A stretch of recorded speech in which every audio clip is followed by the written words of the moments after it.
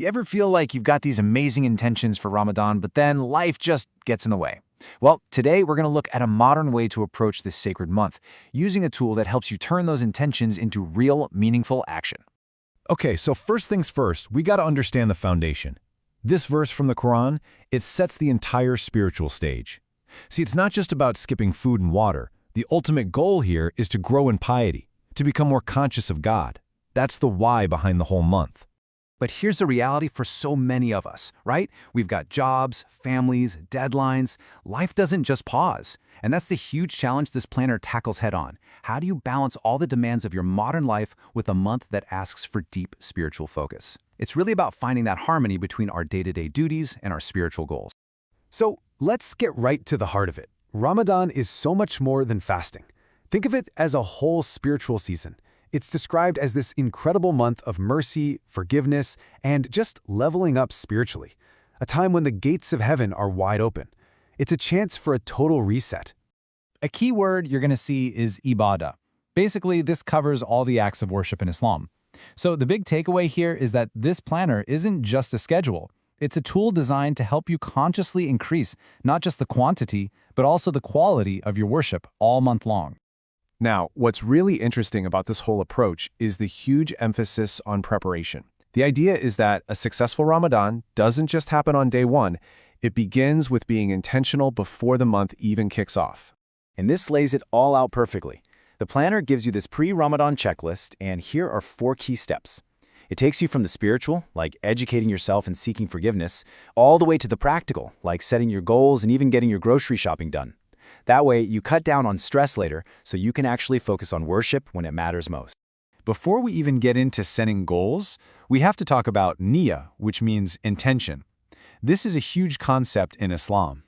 There's this foundational teaching, right, that all actions are judged by the intentions behind them.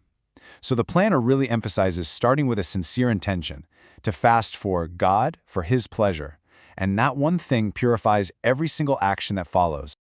All right, let's move into the planning phase. This is where you take those intentions and you formalize them, building a personalized roadmap for the month. It's about turning those big hopes into an actual concrete plan. And to do this, the planner uses a framework a lot of us might already know from work or school: SMART goals. It takes this really practical, effective tool and applies it directly to spiritual objectives. And wow, what a powerful combination that is. Here's a perfect example. Let's say your goal is to finish reading the whole Quran. Okay, that's specific. How do you measure it? Cover to cover. That's measurable. How do you make it achievable? Well, you break it down to about 20 pages a day. Is it relevant? Absolutely. Ramadan is the month the Quran was revealed, and it's time-bound to the 30 days of the month. See how that just transformed a huge ambition into a daily, totally manageable task? Beyond just goals, the planner has a spot for personal vows. This is where you make real, concrete commitments. And what's so effective is the contrast. You're not just adding good habits, you're also actively identifying and committing to stop bad ones. So you're attacking it from both sides, building the good and cutting out the bad. Okay, so you've prepared, you've set your goals. Now what? How does this all translate into your day-to-day experience? Well, the planner gives you a structure for daily practice and reflection. This gives you a little sneak peek of a daily journal page. It's this whole system for your day, covering your prayers, a specific remembrance, a good deed challenge, and even prompts for gratitude and reflection. It creates this amazing rhythm of accountability and mindfulness for every single one of the 30 days.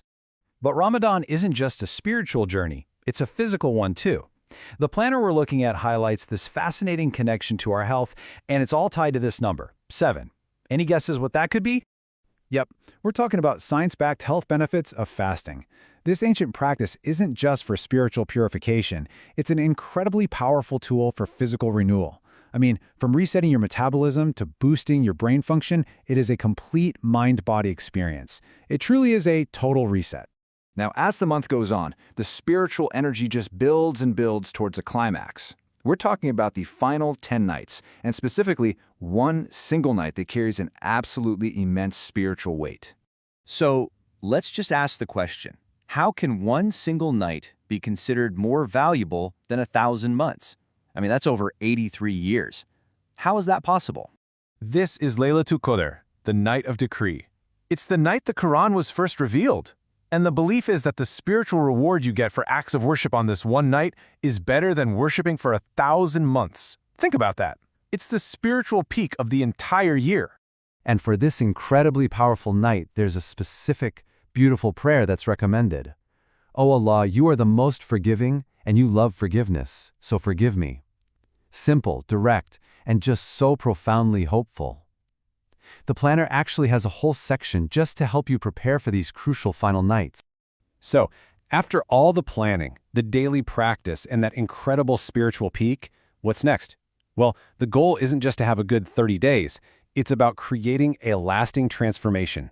And this, right here, is really the core message of this entire approach.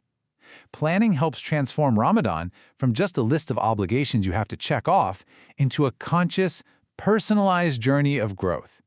It's the difference between just going through the motions and actively pursuing personal development. And that leaves us with one final thought.